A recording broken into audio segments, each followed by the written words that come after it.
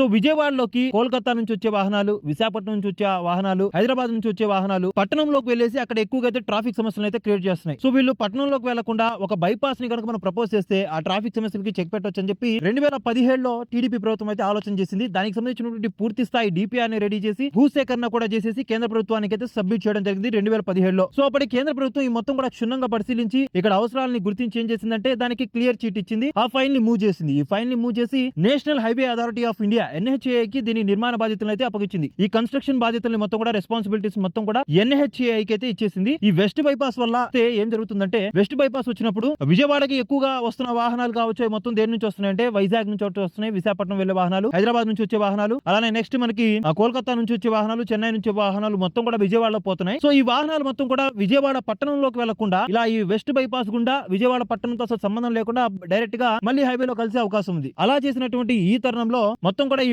Project మొత్తం ఈ west bypass కి 47 కిలోమీటర్స్ అయితే ప్రపోజ్ చేశారు. ఎక్కడి నుంచి స్టార్ట్ అవుతుంది, ఎక్కడి నుంచి ఎండ్ అవుతుంది అంటే గన్నవరం ఎయిర్పోర్ట్ దగ్గర ఉన్నటువంటి చిన్న ఉట్పల్లి నుంచి స్టార్ట్ అయ్యి మంగళగిరిలోని కాదా టోల్ గేట్ దగ్గర అయితే ఎండ్ అవుతుంది.